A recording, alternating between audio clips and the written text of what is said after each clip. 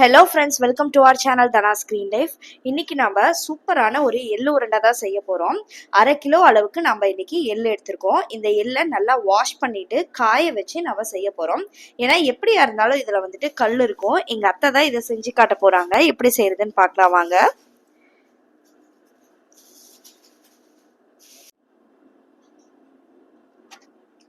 இந்த மாதிரி எள்ளை நல்லா அரிச்சு எடுத்துக்கோங்க. அப்பதான் அடியில இருக்க தூசோ கல்லோ நம்ம தனியா செப்பரேட் பண்ணி எடுக்க முடியும்.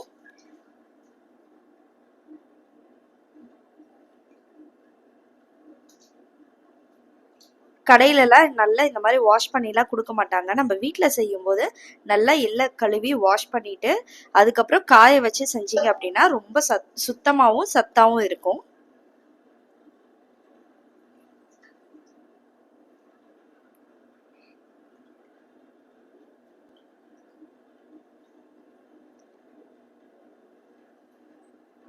பாருங்க எவ்வளோ மண் இருக்குன்னு. அடியில பாத்தீங்கன்னா நல்லா தெரியும் மண் எவ்வளவு மண் இருக்குன்னு.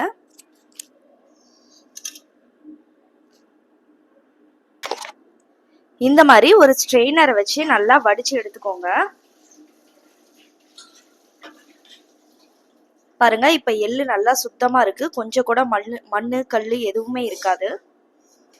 இது நம்ம இப்போ ஒரு 1/2 மணி நேரத்துக்கு வெயில்ல நல்லா காய வச்சு எடுத்துக்க போறோம். வெயில்ல காய வச்சிங்க அப்படின்னா தான் நல்லா மொறுமொறுன்னு இருக்கும். அடுத்தது நம்ம திரும்பவும் வறுத்து தான் நம்ம செய்ய போறோம். அதனால காய வச்சு எடுத்துக்கலாம்.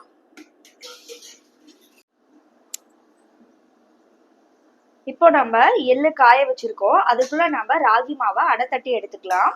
ராகி மாவு 1/4 கிலோ அளவுக்கு நம்ம எடுத்திருக்கோம். 1/2 கிலோ எள்ளுக்கு 1/4 கிலோ அளவுக்கு ராகி மாவு சேர்த்தோம் அப்படின்னா நல்லாவே டேஸ்டா இருக்கும்.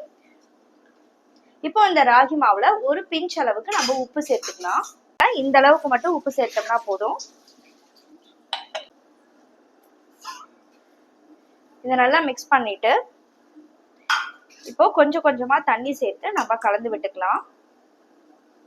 அடை தட்டுற அளவுக்கு தண்ணி சேர்த்துக்கோங்க. சப்பாத்தி மாவு விட கொஞ்சம் லூஸா இருக்கணும்.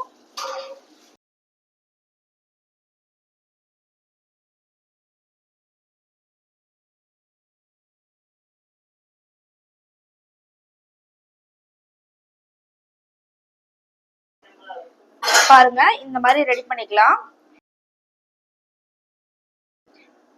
இது வந்து நமக்கு 2 அடை தட்டுற அளவுக்கு மாவு கிடைக்கும்.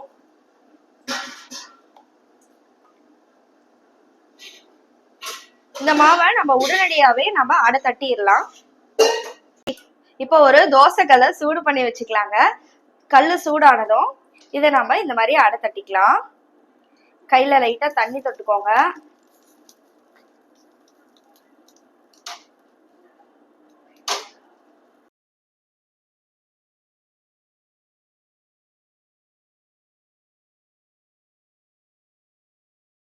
ஒரு கரண்டி அளவுக்கு ஆயில் விட்டுக்கோங்க. அப்போ தான் நல்லாயிருக்கும். உங்களுக்கு நெய் பிடிக்கும் அப்படின்னா நெய் கூட சேர்த்துக்கலாம். ஒரு சைடு வெந்த பிறகு நம்ம இன்னொரு சைடும் திருப்பி போட்டு நம்ம வேக வச்சு எடுத்துக்கலாம். ரொம்ப நேரம் வேக வச்சு மொறுமொறுன்னு ஆக்க வேண்டாம். நல்லா சாஃப்டாக இருக்கணும். வெந்தால் மட்டும் போதும். அதுக்காக வேகாமலும் எடுத்துடாதீங்க. இந்த மாதிரி சின்ன சின்ன துண்டுகளாக கட் பண்ணிங்க அப்படின்னா நடுவுலலாம் நல்லா வெந்து வரும்.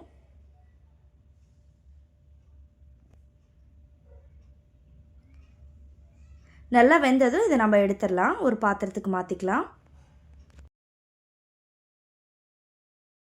இதே மாதிரியே இன்னொரு அடையும் சுட்டு எடுத்து நம்ம ஆற வச்சு எடுத்துக்கலாம். இப்போ அடுத்ததாக எள்ளு நம்ம காய வச்சுருந்தோம்ல, வெயிலில் காய வச்சது ஒரு 15 மினிட்ஸ்லேருந்து 20 மினிட்ஸ்லேயே நல்லா முறுமுறுன்னு காஞ்சிருக்கு. வெயில் நல்லா அடிக்கிறதுனால இப்போ நம்ம இதை எடுத்துகிட்டு வந்து இப்போ வறுத்துக்க போகிறோம். இதில் இப்போது கொஞ்சம் கூட ஈரப்பதமே இல்லை. நல்லா காஞ்சிருக்கு மொறுமொறுன்னு. இதை நம்ம வறுத்துக்கலாம். இப்போது ஒரு பெரிய வாணலில் நம்ம எடுத்து வச்சுருக்க எள்ளு எல்லாத்தையும் ஒரே டைம்லேயே நம்ம சேர்த்து வறுத்துக்க போகிறோம். எள்ளு வறுபட்டதும் நல்லா பொரிஞ்சு வரும். பொரிஞ்சு வர அளவுக்கு நம்ம வறுத்துக்கணும். மீடியம் ஃப்ளேமில் வச்சுக்கோங்க. ஹை ஃப்ளேமில் வச்சா சீக்கிரமாக கருகிடும். அதனால் மீடியம் ஃப்ளேமில் வச்சு கொஞ்சம் நேரத்துக்கு நம்ம நல்லா வறுத்து எடுத்துக்க போகிறோம். பொரிஞ்சதும் நம்ம எடுத்து ஒரு பாத்திரத்தில் மாற்றிக்கலாம்.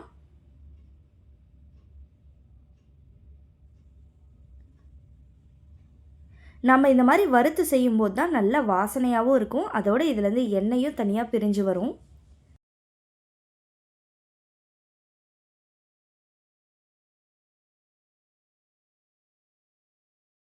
இப்போது எள்ளு நல்லா பொரிஞ்சிருச்சு. இதை ஒரு பாத்திரத்துக்கு மாற்றிடலாம். அடுத்ததாக நம்ம ஆற வச்சுருக்க இந்த ராகி ரொட்டியை சின்ன சின்ன துண்டுகளாக நம்ம கட் பண்ணி போட்டுக்கலாம். கட் பண்ணிவிட்டு இதை நம்ம இப்போ ஒரு மிக்ஸி ஜாரில் சேர்த்து அரைச்சி எடுத்துக்க போகிறோம்.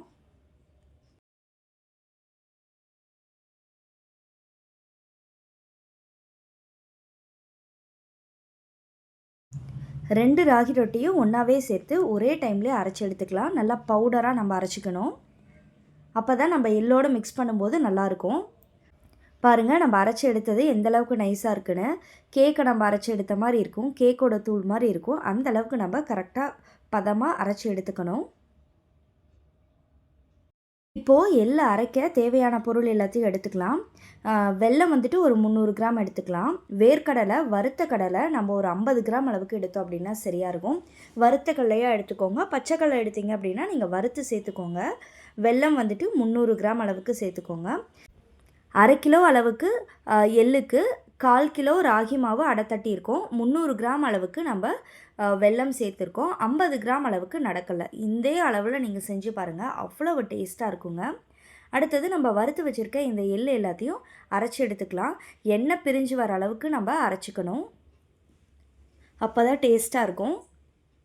இது கூடவே கொஞ்சம் கொஞ்சமாக நம்ம வேர்க்கடலையும் சேர்த்துக்கலாம், வெல்லமும் சேர்த்துக்கலாம். எல்லாத்தையும் கொஞ்சம் கொஞ்சமாக பேட்சாக சேர்த்து நம்ம அரைச்சி எடுத்து வச்சுக்கோங்க. பாருங்கள், இந்த அளவுக்கு நைஸாக இருக்கணும். கையில் பிடிக்கிற அளவுக்கு நமக்கு எண்ணெய் வந்து பிரிஞ்சிருக்கணும். இது கூடவே நம்ம இப்போ கொஞ்சம் வெல்லமும் சேர்த்து அரைச்சிக்கிட்டோம் அப்படின்னா கொஞ்சம் குலைவாக இருக்கும், பிடிக்கவும் ஈஸியாக இருக்கும் நமக்கு. பாருங்கள், ஒரு கைப்பிடி அளவுக்கு நம்ம இப்போது வெல்லம் சேர்த்துக்க போகிறோம். இந்த மாதிரி நம்ம அரைச்சி எடுத்துக்கலாம். மீதி இருக்க எல்லா பொருளையும் இதே மாதிரியே அரைச்சி எடுத்துக்கலாம். ராகியுமே கூட கொஞ்சம் கொஞ்சமாக எடுத்து சேர்த்து இதோட மிக்ஸ் பண்ணி போட்டுக்கிட்டிங்க அப்படின்னா ஈவனாக எல்லாம் மிக்ஸ் ஆகும்.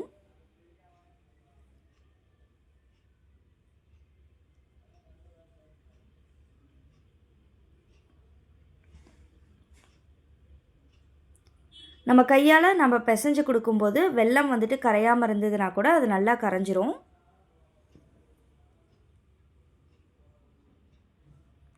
இந்த எள்ளு உருண்டையில் ஏகப்பட்ட சத்து இருக்குங்க.